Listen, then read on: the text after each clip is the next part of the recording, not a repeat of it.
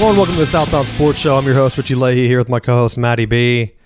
And I don't even want to say amazing, but the strangest thing happened in the Steelers-Ravens game where both offenses turned it on, going down the stretch, back and forth, Zay Flowers getting wide open. Suddenly, Austin is so good for the Steelers that he's catching everything. And the Steelers get ahead, and I think, man, they left him too much time. Lamar drops back. They have him for a sack. He spins out of it, throws it up to Likely or someone in traffic. Ramsey I think he just mistimed it, to be honest. He could have just knocked it down. I don't know if he was going for the pick or what, but they catch it, and they have like 15 seconds. And I say, they need to run Henry here.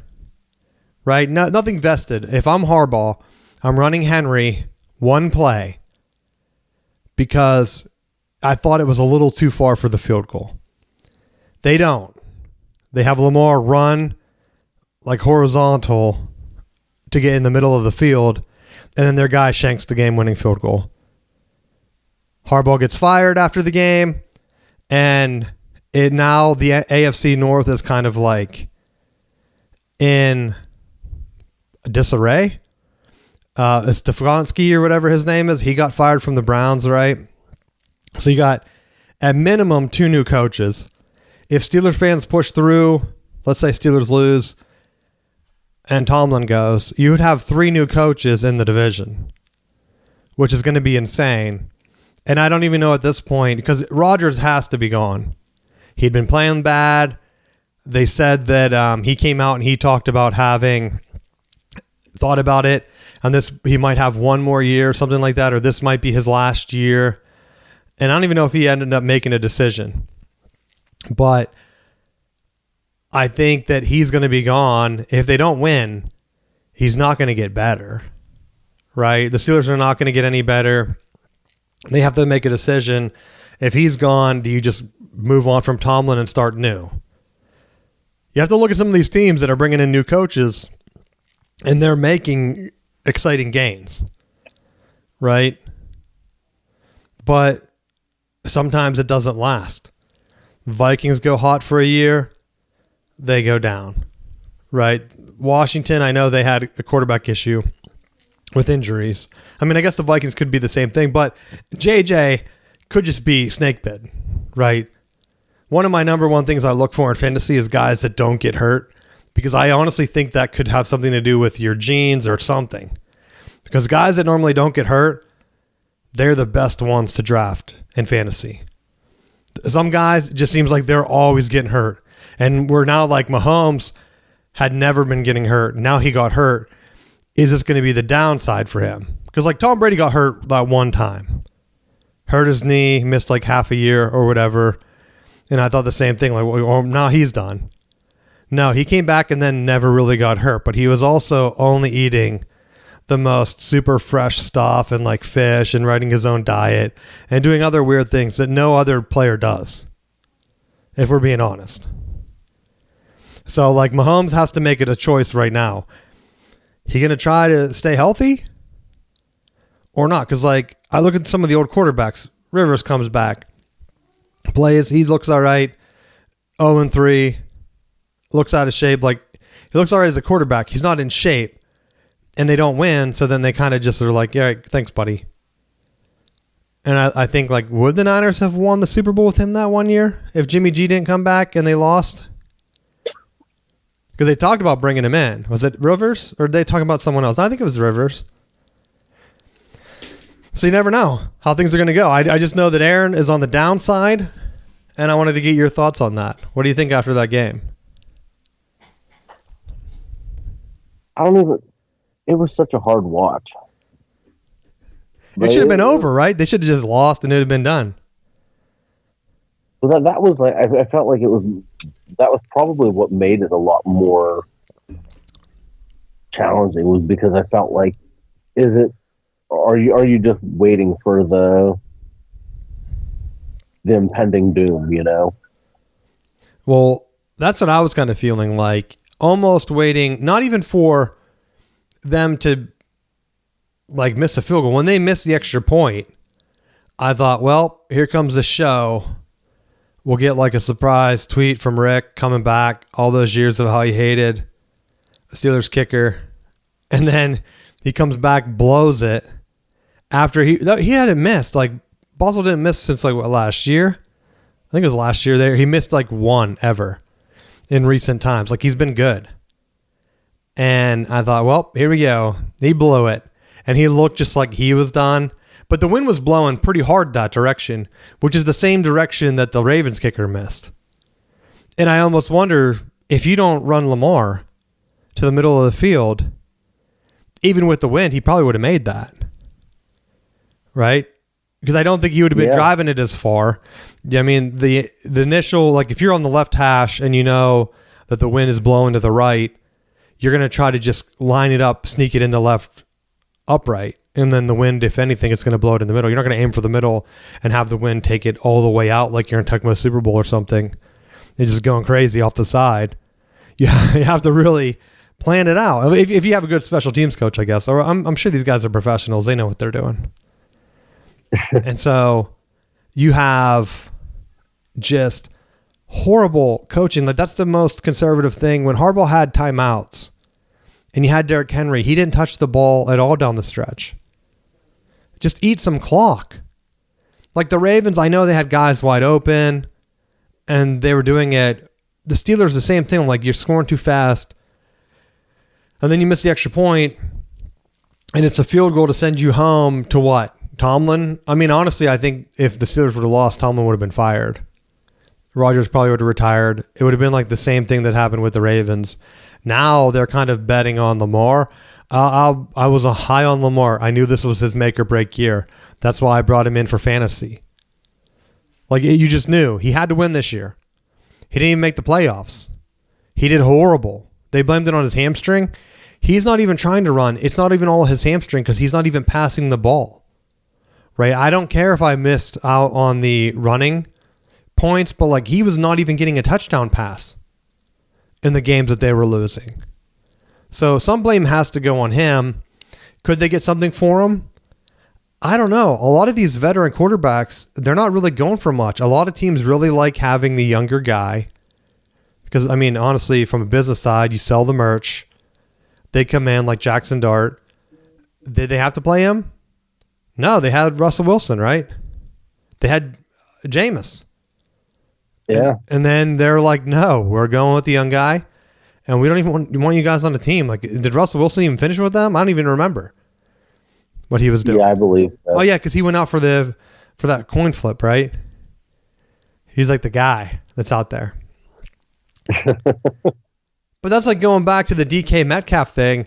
We talked about that a couple weeks ago, and I thought about not even talking about it on the show because I thought, well, one of these athletes could come after us for just talking our opinion, right? I don't need that in my life. But that guy, I don't know if you saw, he held a press conference saying that DK Metcalf made up the stuff that he said about him, and he wanted him to come clean and hold it out in the air. And I didn't see anything else come from that. But apparently the guy had been heckling him for years when he was with the Seahawks. And so he kind of singled him out and then they came after him. And I mean, yeah, if you're like, I hate that guy, he better not be at the game, and you're like hunting him down, I still think you're a professional, dude. Who cares? How many wrestling fans are there where people think that like the heel, like they hate the guy and they'll be there heckling that wrestler? Right? They're not going crazy. They know it's all like an act.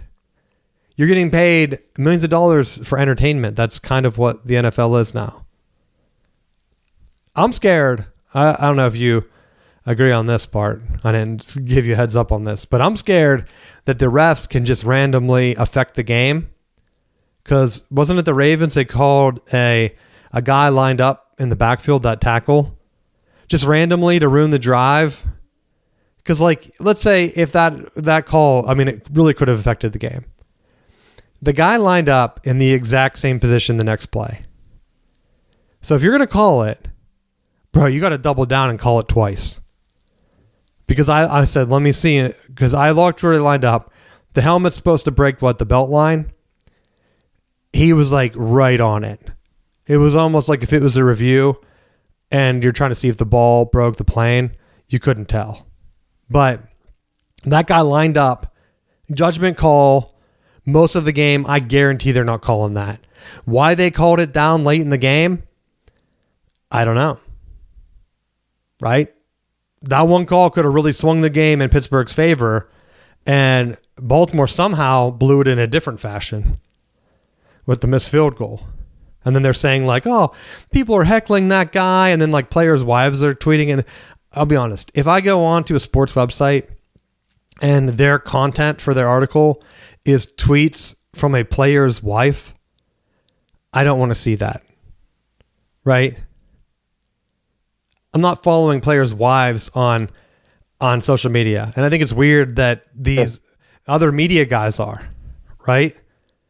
If you didn't learn anything from Sharon, don't follow other women on your profile. You got to do like what Kyle Whittingham does. Only follow your family members. Stay out of trouble that way. So these guys that are writing these articles, they're following other dudes' wives, trying to get intel. Because otherwise, Matt, how else would you know? Right? Because honestly, I don't even like following some of the players. Because it's just like ads. Like, what was it? I'll call it McCaffrey. Like half of McCaffrey's stuff that he puts out there are just like ads for his fitness brand. And I thought, this guy isn't legit at all. He's definitely not running like his social media. How are people following him? Like, it's funny for like fantasy of like videos of him working out, and you're like talking trash, like ready for McCaffrey to go out, and you're like knowing that he's going to run out of bounds and just like go right to the tent at some point in the game and blow it. Because I think it was another successful year in fantasy for our league where McCaffrey still didn't win a championship. I don't know if he's won one in the past, but every year it seems like he gets hurt or something happens.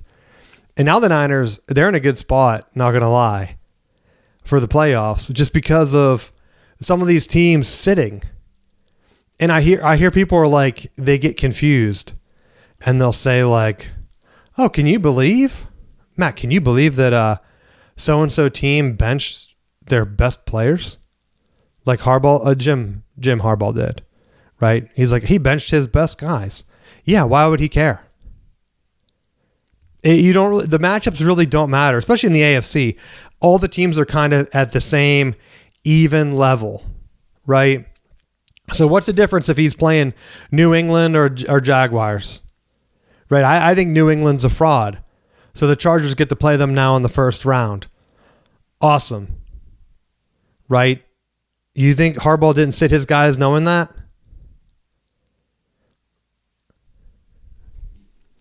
I mean, Vrabel, him and Harbaugh play like the same thing. He has to deep down know, this guy's a Buckeye. I'm better than this guy, right? I think he was a Buckeye, wasn't he? They always talk about him going back and coaching the Ohio State. Whenever Ryan Day finally gets his like call up to the show, it's like, is he getting called up ever? I don't know. Kind of hard to know. But what about the Falcons, dude? Did you see how they made the Panthers win the division with a 3-team tie? I haven't seen that in a while. Because down here, people that don't know, the Buccaneers beat the Panthers on Saturday. Yeah, Saturday. And then on Sunday, the Saints... in a rain game. Yeah, so then the Saints and Falcons had to go in, and the winner of that game decided the division. If the Saints won, then the Bucs would have won the division. If the Panthers won, or if the Falcons won, then the Panthers won, which is what happened. And it's like two teams that are already eliminated that don't care are playing to decide your fate. That's hilarious to me. And it was a shootout too. It was like 1917. Yeah, that's what it is. 1917. Because like the Chargers came out flat. They lost 19-3. That's the one I was getting confused on. But I knew the Falcons game was a better game. Because then you have other teams playing around where like the Lions beat the Bears. Why? They lost the draft spot now. Like they fell. I don't know how many spots they fell, but it's like, yeah, we played to win. It's like, okay, but you could have had better guys in the draft. At least give something positive, right?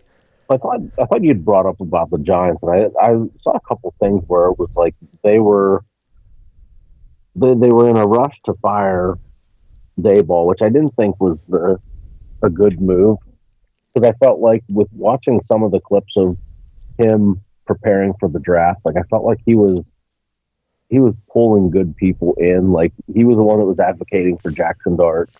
He was going for Neighbors. And like a lot of the guys that the GM wanted weren't as good as the people that Dayball was trying to bring in. It's like they pushed him out, but then they kept the GM, and I feel like that almost becomes a package deal anymore, because it's like how do you like keep the person who's acquiring the talent, and if you're going to get rid of the coach. And I'm surprised that they did that. But the rumors are they're going heavy after John Harbaugh. I don't want to just say Harbaugh on this show, because I know long-time listeners know that when I say Harbaugh, I mean Jim. So I have to call him Johnny or something, so people know. Because it's Harbaugh season right now. You have him floating around. You know he's getting a new job, right? So where is he going to land? Falcons? Falcons have looked kind of good. Not going to lie. But the thing with Harbaugh, or Johnny, is too conservative. He's worse than Jim. And I think, is a change of scenery going to make him spark up? I don't know if it's going to. Right? So you have how many guys out there recycling through the coaching ranks? Because I saw them talking about Stefanski. Oh, he's going to land somewhere. Like the Browns are making a huge mistake. Are they? He had his team with Baker Mayfield, and I think he was one of the ones that was pushing hard for Deshaun Watson. And then it blew up in his face, and then they tried to change the narrative around it. He single-handedly destroyed their playoff chances by himself. So who's going to want that on their team? Also, my guy Pete Carroll. Great guy, winning in both college and NFL. Like, that's rare. Right? Winning Super Bowls, him and Jimmy Johnson and maybe some other guys. Was it like Barry Switzer or someone? Like, not a long list. And only 1 year with the Raiders, which I thought was odd, because now, did they get the number 1 pick or did they win too? It's hard to know what the pick scenarios were, right? I think they did win. What was the final? They're 3-14. No, them are the Cardinals. I don't know who won the tiebreaker, and the Jets. So there's and the Titans. There's a 4-way tie. So what would the draft? Does it tell me on the ESPN draft? Yep, Las Vegas is on the clock, so they get the first pick, and they get a new coach. Do they draft Mendoza? Because I don't even know. Is that even? I don't know if there's any quarterbacks to me in the NFL or in the college right now that stood out as like an NFL number 1. Nothing against Mendoza. I wanted him to win the Heisman. But is he winning in spite of like other talent? I don't know. Really. I don't know if that's worthy of a number 1. Yeah. Because like even some other guys, like where it's like, oh, Cam Ward or like JJ or Penix, it's like you got to have a guy. That one draft, didn't they have like 5 dudes taken so early? And it was like Jaden Daniels too was in that one maybe. I can't remember who the other one was. There's like, I think that was all the same draft. And you don't know, and they all are kind of okay. Was it Drake May? Was he the other one? And I said, no, he came out last year, didn't he? Isn't he a rookie? Yeah. Yeah, so it wouldn't have been him. And I was kind of against May just because of the other UNC quarterbacks. I thought they were running like a system. Then I see Chip Lindsey come to Michigan. He flames out because of Sharon stuff. Now he's going to Missouri. Is he going to be able to get other top quarterbacks coming through? I don't know. But Drake May seems to be head and shoulders above. It might have been Caleb Williams was the other one. Looking through the other teams, just trying to go through them in my head. which they're all kind of okay. But then someone showed me like Bryce Young. I didn't realize he's been in the NFL for like ever. Right? I didn't realize he's been in there for like years, not doing anything. Because they're like, the Panthers, man, I don't want them to make the playoffs. I want them to kind of move over and restart things. And I'm like, yeah, but Bryce is kind of playing all right. And they're like, yeah, but he's had his chances, dude. Like, you just don't start turning it on years later. And maybe they're right. Maybe they're right. I don't know. But let's see. What are the actual... Let's look at the bracket here. Or not really the bracket because it reseeds. But we have wild card weekend kicking off on Saturday. Now we're in the point where everything's on different channels. So you have Rams, Panthers, Matt. Who do you got in that game and why? I would say Rams just because they're playing hot right now. They've been hot all year. And this is the one where they didn't win the division. It's in Charlotte. The Panthers have to win. I'm going to call Panthers upset because I know I'm wrong. It's going to be the Rams. They're going to probably blow them out. But I want the Panthers to do something. So I'm going to give them a little bit of positive vibes, pick them for the win, and see if they can get it done. And the Rams fans will be complaining that they had to go on the road and play at Charlotte against an 8-9 team, right? Because Panthers are 5-3 at home. They've been pretty good at home. Their schedule has also been super weak for people that haven't looked at it. And they're actually the first team to make the playoffs, and I think that they do not have a win as an underdog. So keep that in mind. It was something like that. It was either win as an underdog or they lost every game as a favorite or something like that. I don't remember which one, but it was like a crazy stat where they're the first team to make the playoffs with like horrible predictors like that, which means they're going to lose. Right. The other game, Packers versus Bears on Saturday. This was on Prime Video. So if you're looking for it, you have to have Prime. Tickets are more expensive for this one. Panthers tickets are $167. I can go to that game. Right down the road. Probably cold. It's supposed to be 70 though, it says at 4:30. The Packers Bears tickets cheapest are $319. It's 32 there. I don't know if I trust the Bears, but this is the one thing with Ben Johnson. And I hate picking against the Packers. I think I'm going to go with the Bears, and I think I'm calling it because of Ben Johnson. I think he was a secret behind the Lions. I still don't hear people talking about it. I do read a lot of Detroit media stuff because of the Michigan connection, and I see them now like hating Ben Johnson instead of giving credit to him. And I want them to know, like, yo, more people in the media need to pick up that he might have been the guy behind the Lions' resurgence. And if the Bears make a deep run, they can't ignore that anymore. So I'm going Bears. Who do you got in that one? Yeah, I think the Bears aren't playing the Lions, so I'm going Bears. Now here's a good one. Bills versus Jaguars. I said already, Josh Allen has to win this year. I don't know if you've been reading the Bills articles around them, but they're already conceding this is a loss, Matt. And their reasoning is this is Josh Allen's least talented team, which seems like he's playing with a lot of the same dudes. So, on offense. I don't understand how that would make you least talented. But I'm going Jaguars because if the Bills writers are on the other side, I think they know they're going to lose. And this is Trevor Lawrence's time to like, hey, no one talks about you, dude. Ever. Really, like, the only time I ever hear Trevor Lawrence is whenever people were down here talking about Dabo Swinney and how they're like, remember he had Trevor Lawrence for a couple years. Hasn't been good since. And I'm like, Trevor Lawrence hasn't been good since that either, huh? Odd. Right? So he's like as long as Bryce Young, I think. I don't even know Bryce Young when they got drafted years apart because I think Trevor Lawrence was number one and then Bryce Young was number one. They've been in the league a long time. And they haven't been able to push through the playoffs. Jaguars are a surprise team. The AFC is flat. I think Josh Allen needs to win. I think this is the year Trevor Lawrence makes a run. If he doesn't, Jaguars can just give up on him. Realistically, I think I'm going Jags. What do you think? You know, surprisingly, I was leaning towards Jags. just because I feel like they're another team that for right now is getting hot, and their team is rallying behind Trevor Lawrence. They got him a grill.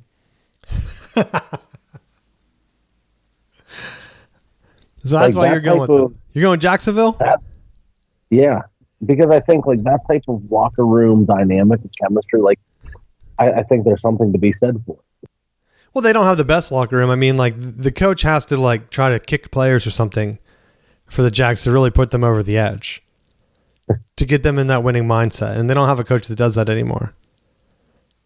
And that's why they haven't been winning. So maybe I should talk myself out of it, is what you're saying. Next one. I'll let you go. 49ers at the Eagles. You know, the Eagles have been struggling, but I feel like that's going to be the team. So they're the team until they're not. I was going to say the same thing, but I'm going to go with the Niners. I think McCaffrey and the Niners are hot. They should have won the division. They didn't. They choked. They realized the mistake. So right now, the Eagles are lucky that this is at home.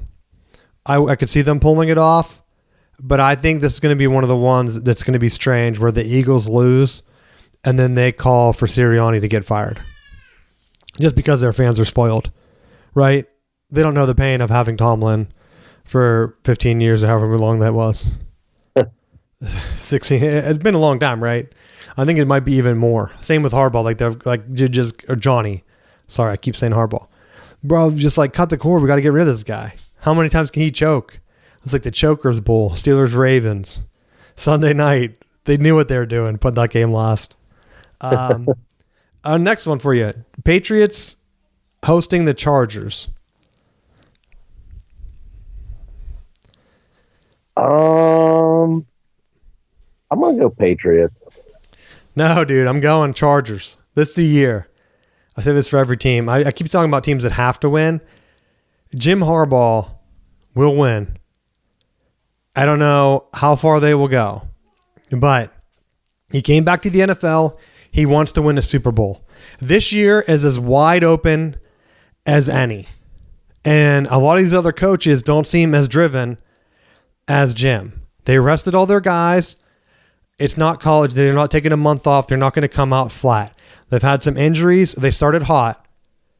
People are starting to get healthy, kind of, right? They still have some key players out, so I know they're kind of down. But the only thing that makes me be a little bit cautious is that the injuries that they still have are bigger, and they're offensive line injuries. And I feel like that's going to be something that's going to come back to bite them. But that's his strength, though, is where I'm going with this. Harbaugh knows line. He's a physical guy.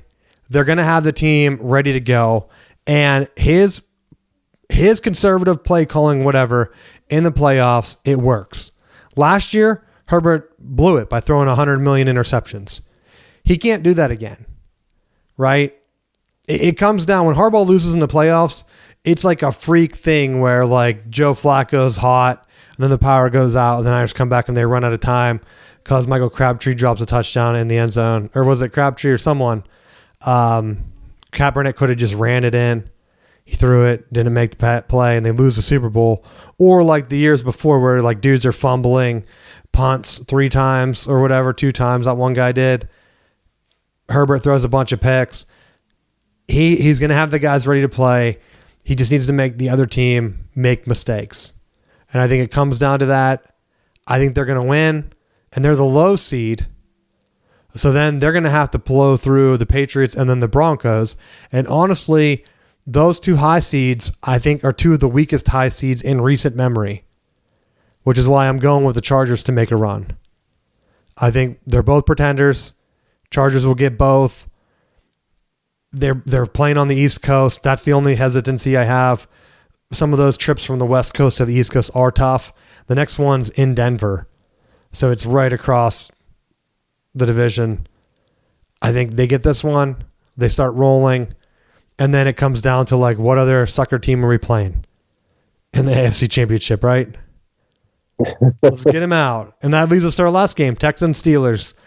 I want to say that the ride is over and Tomlin is out. but I think the Steelers win this. What do you think? Is Metcalf back for this game? Yeah, should be, right? I think it was a 2-game suspension. Yeah. Yep. So, yeah, they're going to win. And Nico, back. Nico's still hurt, kind of. Like, he was held out again last week. And without him, the Texans' offense is horrible. Like, Stroud doesn't hit people. They struggle. And if Nico Collins isn't 100%, they'd really have nothing. And even then, some teams have been shutting him down because the other guys that are supposed to be stretching the field just aren't doing it. And they're not on the same page. And so I don't know where they go or why. People keep talking about how they have the best defense. Guess what? Steelers have no offense, buddy. You're looking at a 10-7 or heck, even like a 6-9 type game. Write that down. Plus they're in Pittsburgh, dude. It's going to be 35. These guys are from the South. They don't know. Don't they play in the Dome anyway? Do they have a Houston Dome? That's not the name of it. I believe, yeah. Don't they have like one of the retractable ones? I think theirs was like one of the first high-tech ones. Because they were using it to house people after that hurricane, weren't they? I think I know things. I think I know things, Matt. So there. I think Aaron Rodgers hasn't had a lot of touchdowns, 24 to 7 interceptions. Warren didn't even break 1,000 yards in the season.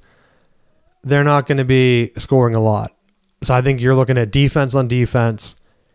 TJ Watt, he ended up with that interception somehow right to him. That could have sealed the game early, kind of, right? They got it. Then their defense couldn't get a stop after that. So let's see what they can do at home. But I'm excited. I think this year, normally you have like the favorites where it's like, oh, well, Mahomes is going to tear through the AFC like nobody's business. And then whatever NFC team, is it going to be the Eagles again? And it hasn't been really exciting.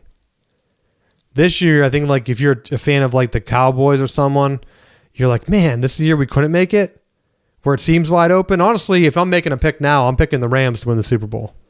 I think the Rams have looked the most consistent, and I think the NFC is just better. I think I picked against them anyway because, old quarterback known not to win in the playoffs. Like, right, that one run they had. He had one good year, right? One Super Bowl. He's like the Aaron Rodgers of the NFC now, since Aaron Rodgers is in the AFC. But if you're taking a pick, I got Rams. Who do you have winning the whole thing?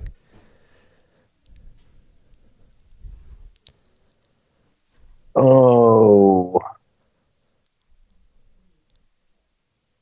Just to give Pittsburgh an advantage, I'm going to say Buffalo.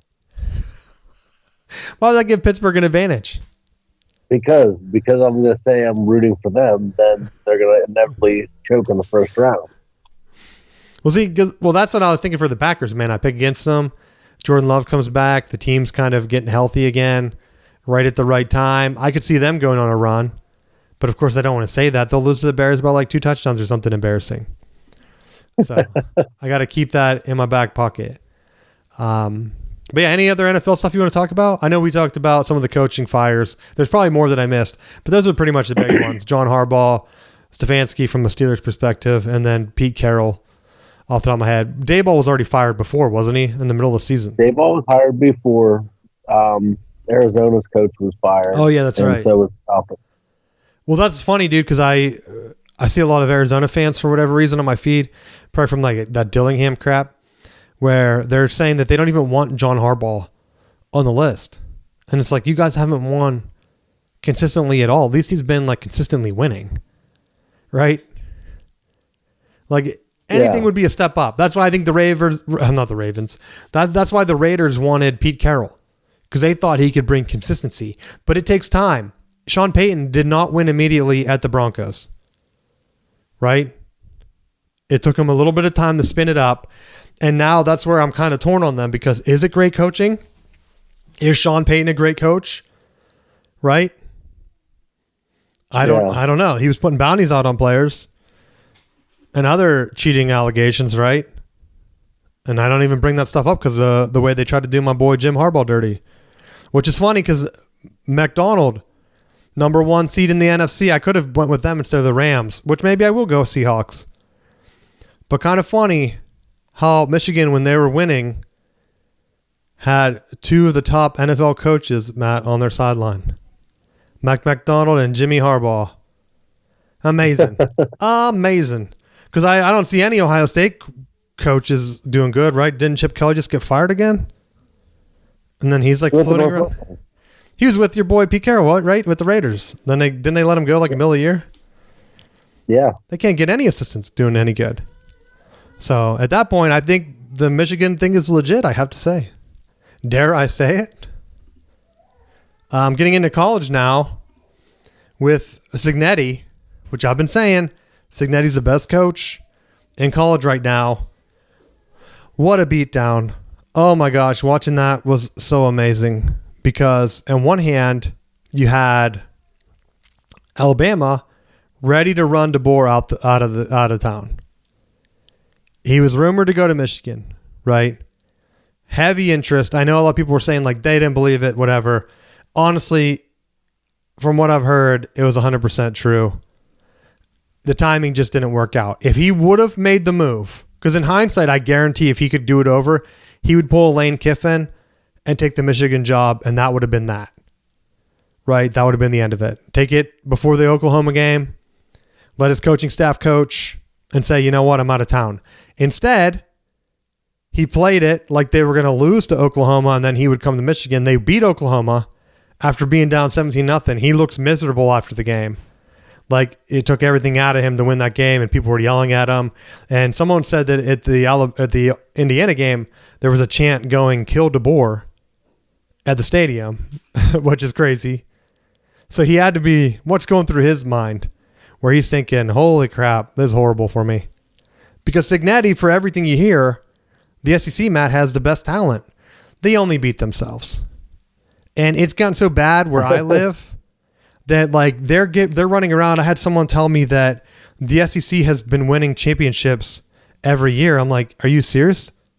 And they're like, yeah, they've won like the last 3 to 5 championships. I said, no, they haven't. They haven't even played for a championship in the last 3 years. Right? Georgia's the last one. And when NIL and the transfer portal really kicked in, the SEC has not done anything. It's been Big Ten, Michigan, and Washington, which are both Big Ten teams now. Then it was Notre Dame and Ohio State. Notre Dame's pretty much ACC, right? And then this year, you have a chance to have another Big Ten versus ACC matchup. Big Ten is guaranteed a spot. Oregon versus Indiana. I think both of them could win it. I don't even have a prediction, honestly. I don't know if you want to make one. I think Indiana, they beat him at Oregon. It's hard to beat the same team twice, though. So you're kind of in a mix where it's like, do Indiana's they win? Going to win it all. You think who is? Indiana's going to win. Indiana's winning it all. Oh, I think they are going to win it all. IUP man. So there's nothing. Can't stop an IUP man.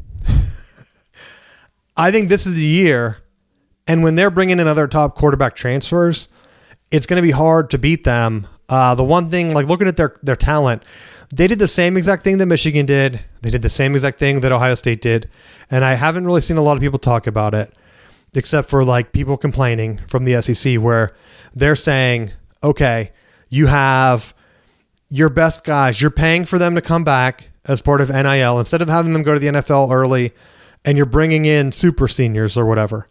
Like Michigan brought in linemen from Arizona State, I think, and Stanford and wherever else.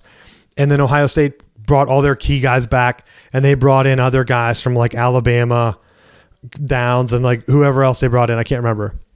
Was it Ole Miss, the running back? So like you're bringing in guys that are coming in, and their job is to come in and just focus on winning, right? You're coming in, you're winning. We're winning the national championship. That's it. That's our whole entire goal. It doesn't matter that Ohio State hasn't won a Big Ten championship in 5-6 years. I barely beat Michigan in the past 5-6 years. They just wanted the national championship. They get it done. Indiana's in the same boat, except they've hit all their goals. They went undefeated. They won the Big Ten. The bummer is that, man, they had to play Oregon twice. And that was my biggest beef with the bracket. Because the way they set it up in college basketball is they try to avoid conference rematches, kind of.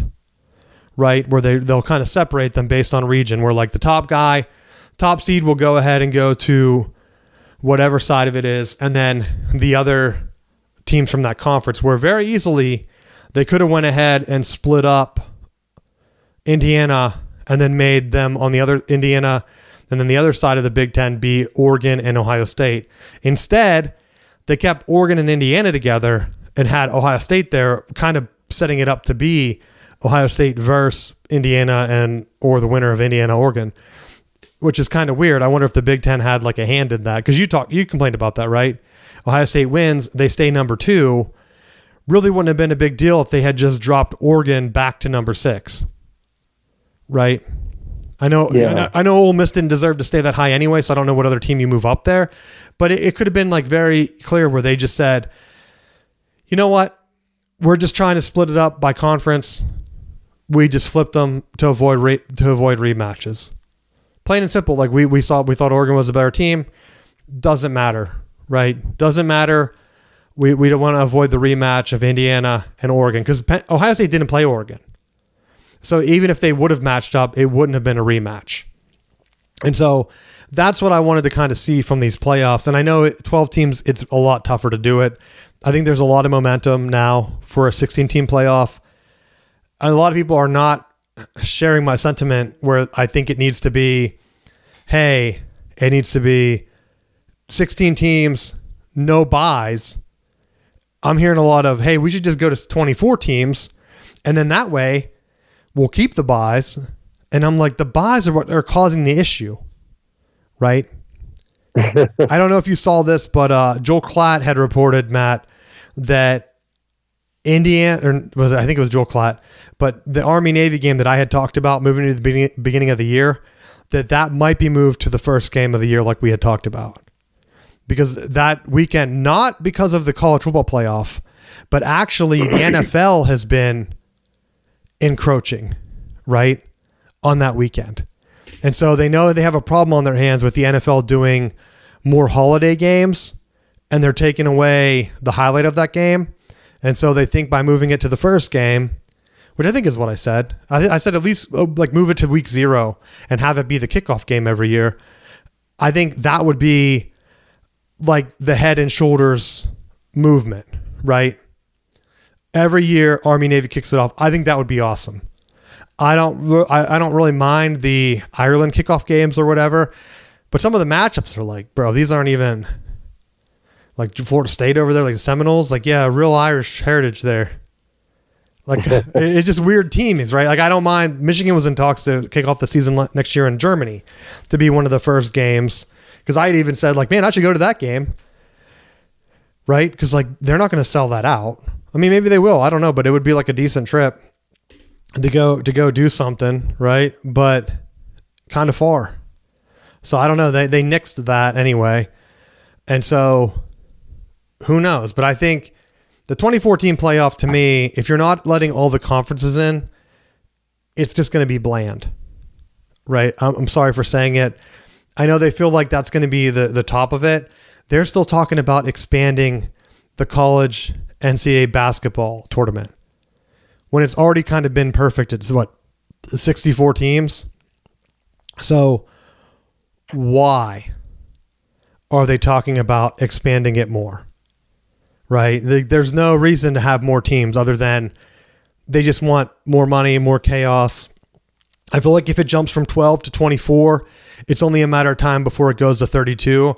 And if we still don't have automatic conference bids for every conference, why? Like, you're not rewarding any of the top teams. That's why I said, if the other conferences are so bad, reward Indiana by giving them a warm-up game then. And if Cignetti would have got blown out by like his old school JMU, that would have been hilarious. Not going to lie. I mean, I love Cignetti. I think he's the best coach. I've said that countless times on the show. But it would have been funny, right? If his old school, without their head coach, came in and put a whooping on him. But now we'll never know. They got beat up by Oregon instead. So I think the bye is a real problem. Indiana crushing Alabama when every other bye team lost is just even more insanity, going back to my original point. There's no reason why DeBoer should not have had his team ready to go. The pressure is going to be immense. Their NIL has not been hitting on all cylinders, and same with Georgia's. I mean, did you see a lot of the portal moves going to Indiana, going to Texas Tech? Miami's on the move. It's the same schools right now, and they're not in the SEC. And you're losing the top guys. Whenever I see depth just going to other schools, like, all right, well, this school's getting depth. Or like Nebraska's taking depth players from like the SEC, and everyone's surprised by that. Awesome. I would rather see more parity like that across the league. I want to see different teams in it. 4 years ago, we never would have seen a Final Four of Indiana. I mean, maybe Oregon in there, but you never would have seen Indiana. You never would have saw Ole Miss, and you never would have saw Miami. Miami hasn't even been able to make it to the ACC championship game, right? I don't think they have. No, they haven't. I did no fact checking. They haven't won the ACC since they've become a member. That's why this playoff run might prepare them for a run at the ACC championship. I know. I sent you that because that's what a lot of their ACC, the media down here was joking. Like they're on a run. They could make the ACC championship next year. Like you never know. They're really turning it around for them. And it's funny, but you laugh. But I mean, it's true. It's tough to win your conference, especially whenever you don't have an unbalance. Because in reality, they should have won the ACC this year. They didn't get to play for the championship because the rules were weird. Or because they lost games like a bunch of idiots. Yeah, but they were tied, dude. There's no way in what mind should Duke, the worst record, be your rep. From like the eighth tiebreaker. Win. You're anti-Miami, bro. I can't take what you're saying seriously. Nobody looks good in orange. Prisoners. Orange? Miami, Clemson, Florida, state penitentiary inmates, all wear orange. Do you say Tennessee and Texas in there? Because Texas is getting a lot of guys coming to campus. I don't know if they've been getting a lot of guys to flip. Because I saw they were hosting some of the Michigan guys. And I know people are trash talking me, but dude, going through a coaching change, yeah, guys are going to leave. Right? If the guy that recruited you gets fired for inappropriate stuff and he goes crazy, it's probably going to give you a bad taste of the school, right? I'm surprised Michigan hung on to so many people compared to like Penn State. And Penn State just flipping their entire roster for Iowa State's roster does not seem like a good move to me. Do you agree? I maybe I'm crazy, but I'm like, I don't know if that's going to work out. It's one thing with JMU. Because I keep hearing Penn State fans, and I know we have listeners. Penn State fans keep telling me that's what Cignetti did, but he did it with JMU, and Iowa State's better, so Penn State's going to be better. But that's not like a great equivalency because he also brought in other top guys. Like Mendoza was from Cal, I think, right? So you can't just take in a bunch of guys from your old school and then not supplement it. And Penn State lost all their key depth guys. And I mean, Penn State almost beat Michigan basketball tonight because Michigan, it's hard to keep up every game. But Penn State, man, you never know. All you have to do is get a couple wins in you for football, but you're not going to make the playoffs with an Iowa State roster. If they had been undefeated, like if you took Texas Tech's roster and they had just been in the playoffs, or even Arizona State's last year, and that was transferring into Penn State, then I would say, okay, yeah, taking a playoff team in. But you're not even doing that. You're just taking in Iowa State for whatever reason. So I guess, what were they ranked? Were they even ranked? I'm going to see if they ended up ranked. I had the basketball score up to see if we choked it away. No, they were 8-4. So an 8-4 Big 12 team is now going to be your team? No, it's not going to work out. I'm confident. I'm confident to say that. So maybe I'll be wrong, but some of these Big 10 schools where the Big 10 just having a great bowl season, post-game season, and the SEC's choking it away, not barely winning any games, and just seeing it and people not realizing that the SEC is struggling in this new era. And it's not even just the Big 10. the ACC, for as much crap as I give them, has been having a heck of a bowl season too. And because the SEC plays primarily the Big Ten and the ACC, they're getting whooped. And so, yeah, you can have a team like, I think their only win was what? Texas over Michigan? Like a coaching change win? And then was it USC lost because to TCU in overtime? That was Lincoln Riley special, so no surprise there. I don't know what other Big Ten teams lost. But like I don't even know what other SEC teams won. Like Vanderbilt, for all the talk they talked about making the playoffs, they can't beat Iowa? Are you serious? Like I don't want to hear another thing about Vanderbilt. Ever. Pavia, you wanted him to be the Heisman? Get out of here. Get out of here. Same with some of these other ones, like Missouri. I think they lost too. It's like everyone lost except for what? Well, did Florida even make the playoffs? No, these guys all lost a bunch of games at the end. So it's really just Texas and Ole Miss, I guess, winning. Which Ole Miss didn't even win a power. They beat Tulane, and then they ended up beating an SEC team. So the SEC really has 2 wins against Michigan without a head coach and a bunch of players moving. And then they have Tulane, which was a rematch, another thing that I talked about. You flip them, bro. Flip them. You think Ole Miss playing I don't even know who Oregon played. But then Oregon plays Tulane, and then you miss 2 rematches, which we didn't even... No, we got both rematches, Ole Miss and Tulane, and we're getting a rematch of Indiana, Oregon. By one simple seeding flip and by saying we're trying to avoid rematches, guess what? You avoid both rematches in the playoffs this year. My mind is blown, Matt. Holy smokes. They need someone on the committee to just lay these out and then say it in the media. Hey, we don't want to watch rematches, guys. We just don't. Like, I mean, people might be hyped up about the, I said humped, like I have Sharon on my mind still, bro. They might be hyped about the Oregon and Indiana rematch just because people think that the winner of that game is going to win the national championship. Maybe that's true. Ole Miss. Nice of Lane Kiffin to let their coaches hang around, right? Coach another game. They're having a transfer quarterback in from, was he from Ferris State, Michigan? Did we talk about that last time? Pulling off the big win. How ripped off was that game? I talked about the penalty against the Ravens, right? That Georgia game, how many penalties at the end were so ridiculous to extend that game? Where they were like, oh, yeah, we need to give Georgia a few more chances here, fellas. Let's go ahead. And then Ole Miss, man, have a guy on your team that tells them, dude, they can't advance the kickoff. You cannot advance the kickoff. They're doing an onside kick. Touch the ball. Game is over. Touch it. Touch it. They can't advance it, dude. Right? Coach? Yeah, you're the coach. You know the rules, dude. You can't advance it. All they have to do is touch it one time. There's 1 second on the clock, and Georgia has no chance. Because that weird safety where the ball like barely touched the thing, and then they put the time back on the clock just to give them enough time. Because I was wondering how many other teams are going to go ahead and pull that off, right? You do the safety, and then you do the onside kick, hoping you get one more Hail Mary chance or a better offensive field position, because that could work out, right? One on-time kick.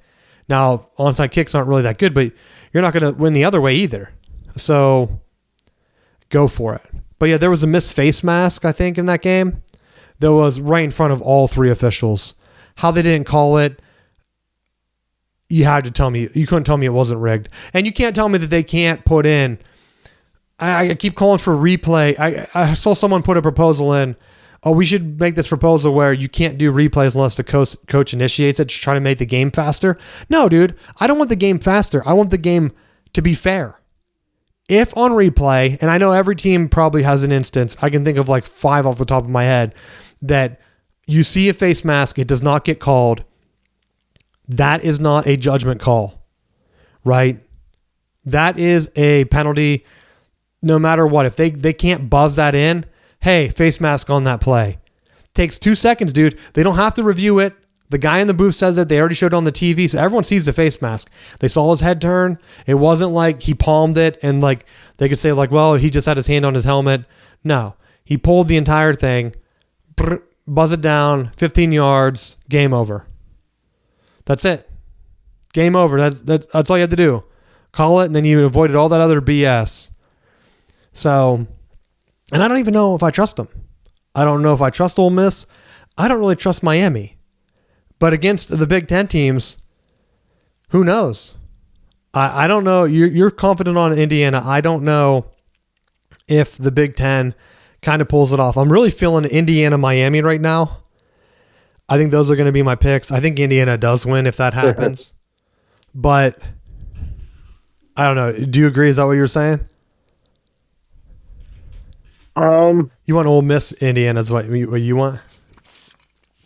Well, I'm just going to reverse psychology them through the playoffs because they still shouldn't be in.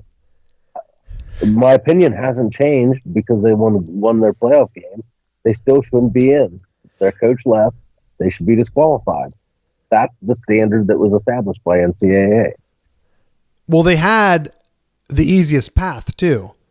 People can't tell me that. Oh yeah, they beat up on Tulane, rematch, weak school. You could. I'm still saying they should have flipped Ole Miss and Oregon for that one, and then they played Georgia, another team that was a rematch.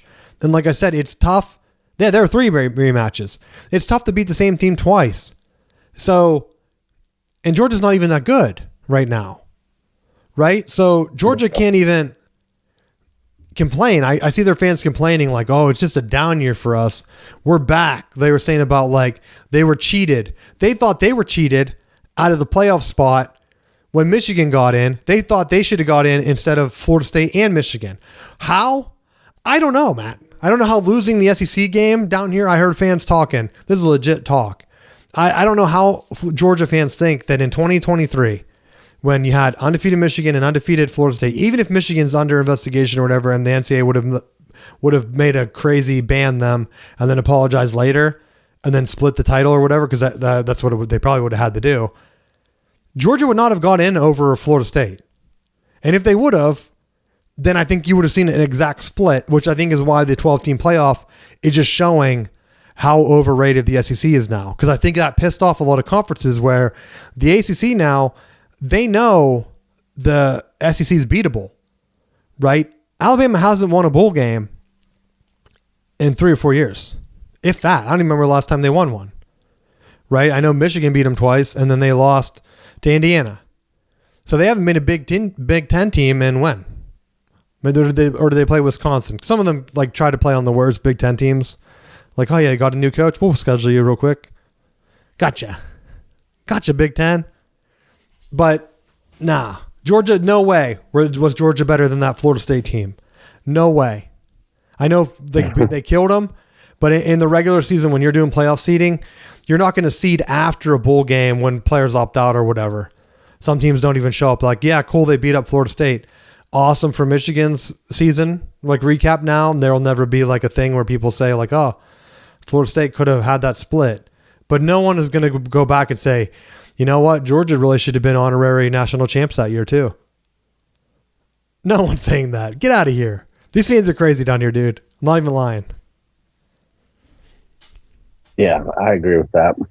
So this year, you're looking at, I know you don't want Miami to win, but if Miami wins another 2-loss team, higher seed, do you think that pushes them for a bigger playoff, like a 16 or 24 team next year? I mean, I could, just with the way that the playoff has been playing out, I can foresee it being that way.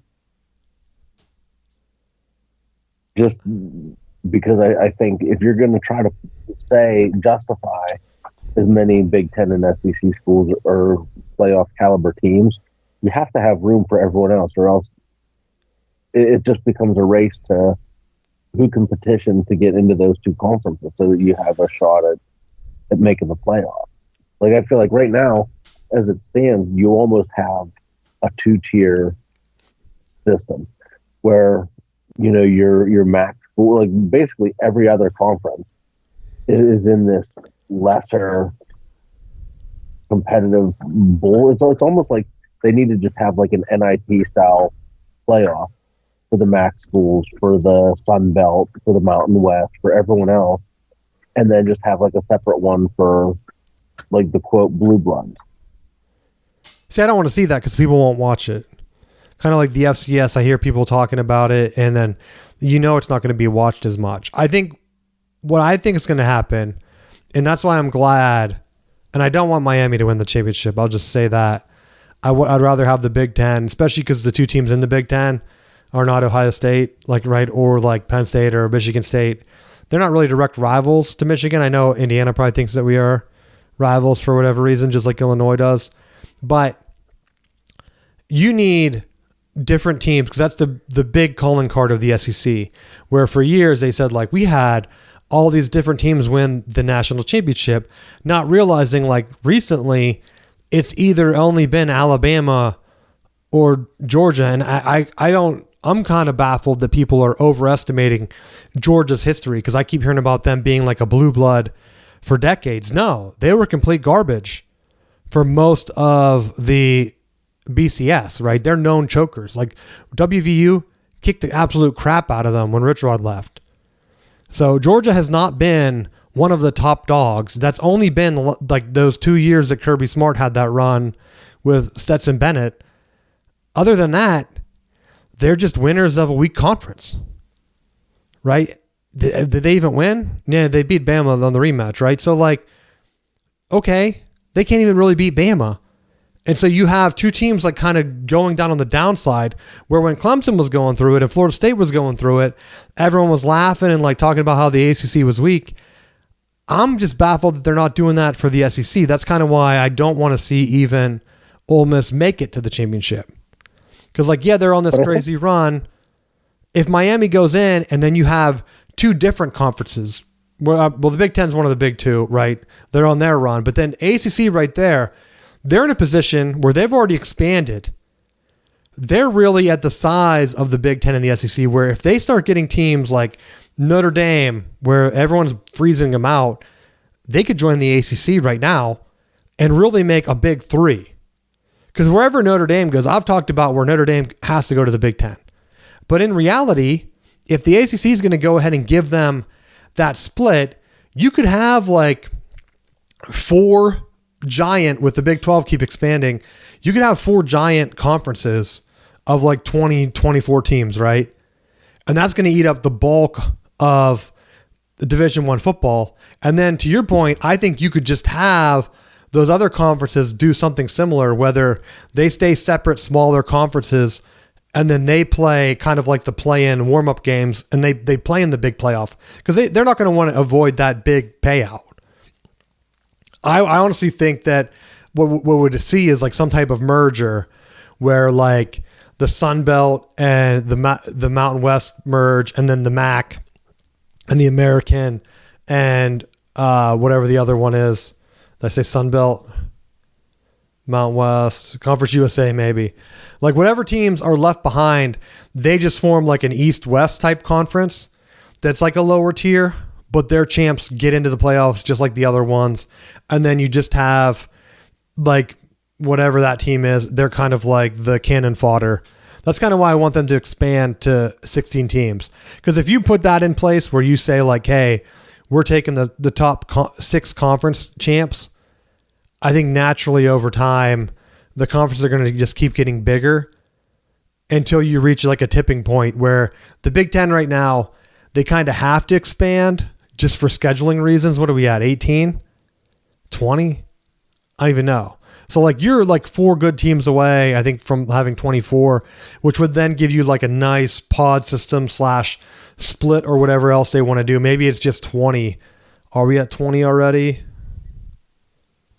Maybe we are already. So then like the ACC has to be close too. I think they have an odd number, don't you? Because like they're doing some weird funky stuff where if Notre Dame just joined and then the SEC is a little bit behind, so then they're going to grab maybe Texas Tech or someone, right? Because they need more money schools in there. And then maybe that would flip something, or heck, but if the Big Ten just grabbed Texas Tech, I've been reporting that they want in Texas for a while. I think you're just going to have four bigger conferences and then the lesser ones are still going to be part of the playoffs, and they're still going to be like the warm-up type game. And I think you'll probably see each conference then come down, and the schedule would be you get to play one lower conference team, you play one power conference crossover game, and I honestly think they'd probably do a challenge where it's like, oh, the Big Ten ACC challenge and then the Big 12 SEC challenge like they do in basketball. I could really see ESPN doing that for football, where maybe because they own ACC and SEC, they make them do the crossover, and then we get a Big 12, Big 10 week 2 matchup, and then you just have 10 conference games. Just because the conferences are so big, you have to.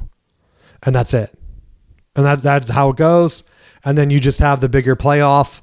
And then that way, if you're a lower school like East Carolina or someone, and yeah, you beat up like NC State in your regional type warm-up matchup, and then they make it into the playoffs, and then they beat like Duke or someone, and you're like, oh man, this team's going on a run.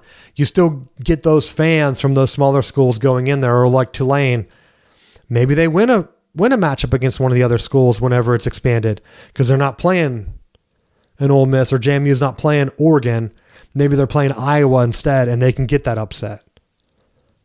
I think that's why they're not going to drop out right away. If they expand it enough, those lower schools, especially if they keep doesn't the 2014 bid have like bracket have like 6 buys or something like that, 4 to 6 buys.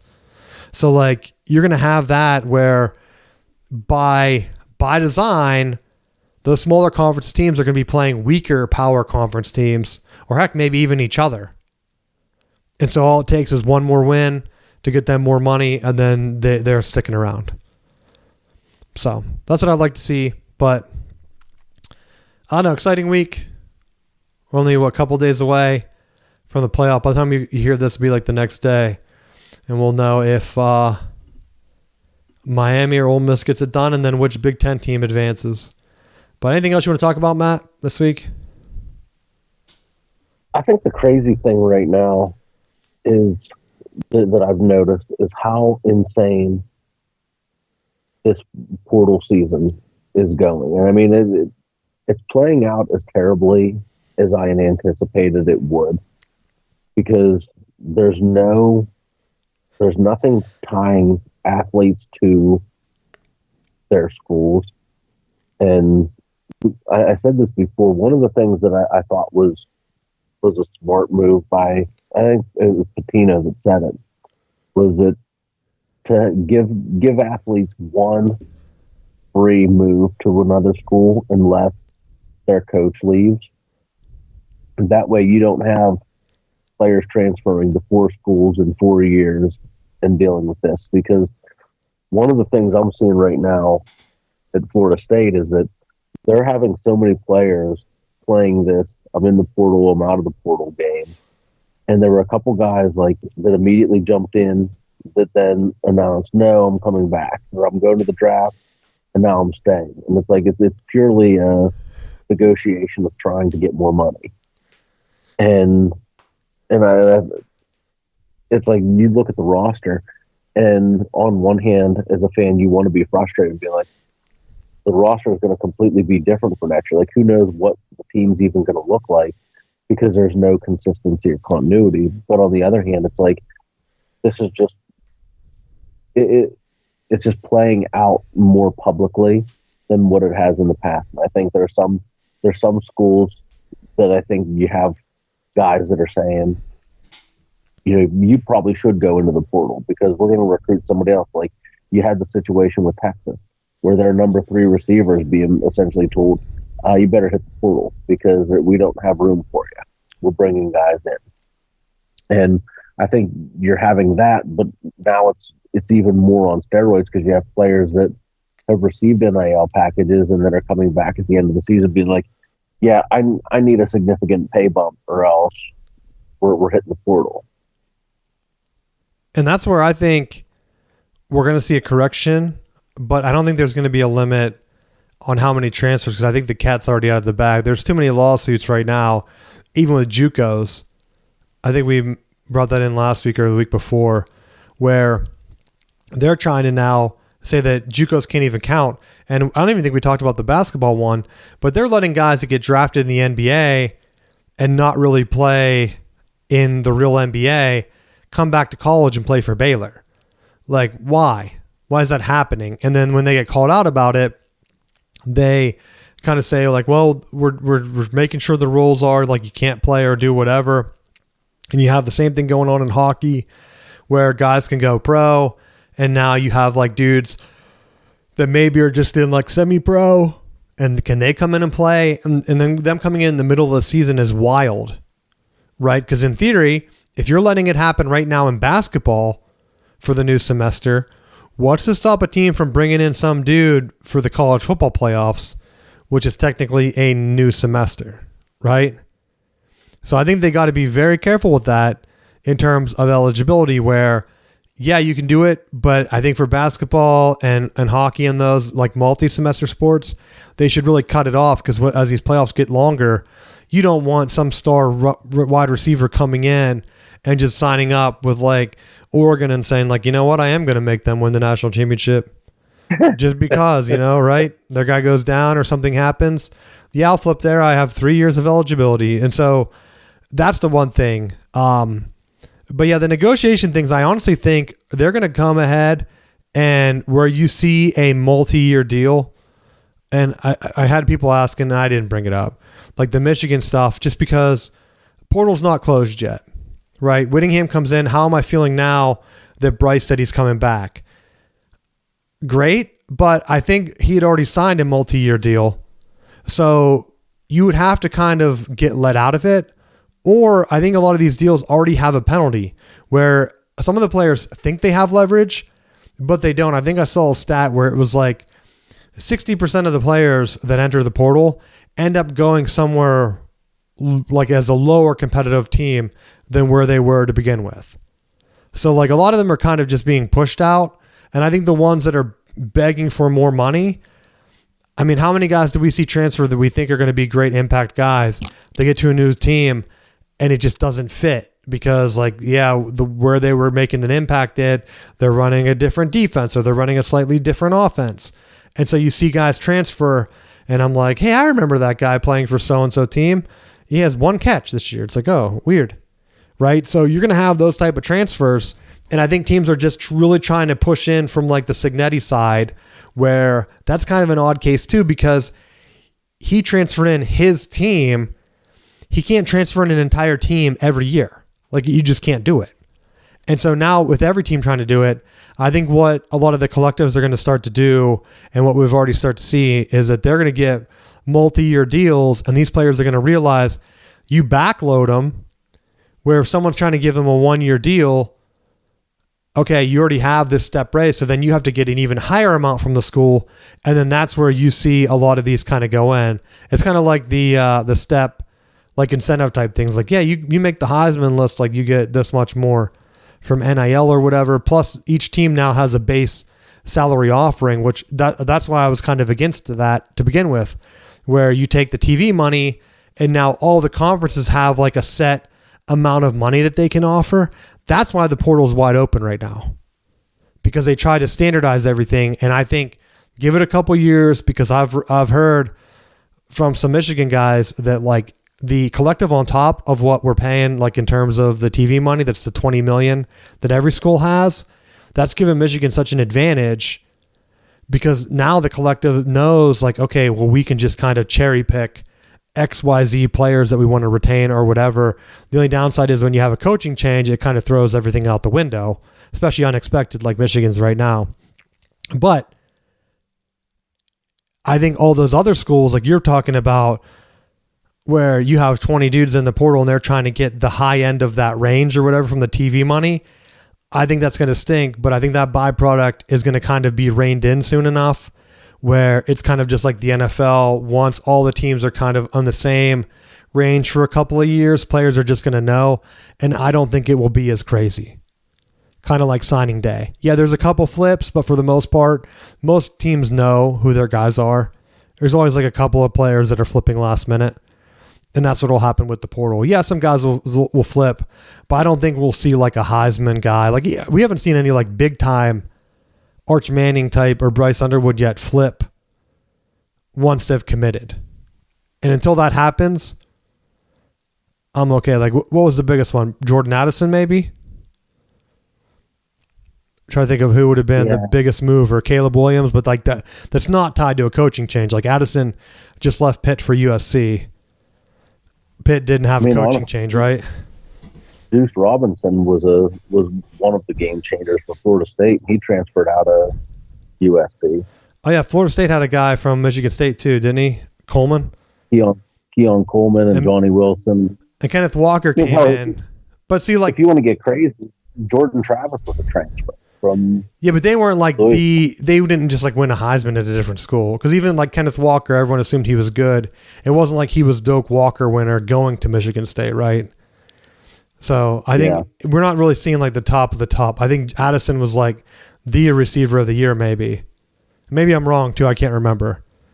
But I remember his deal was being like a big time thing because he was kind of just saying like, no, I want the top bid. And Pitt can't keep me. So I don't know. We'll see. We'll see how it winds down. We have 10 more days, I think. Anything else you want to talk about before we wrap up? No, I think that's about it. All right. Well, thanks for listening, and we will see you next week.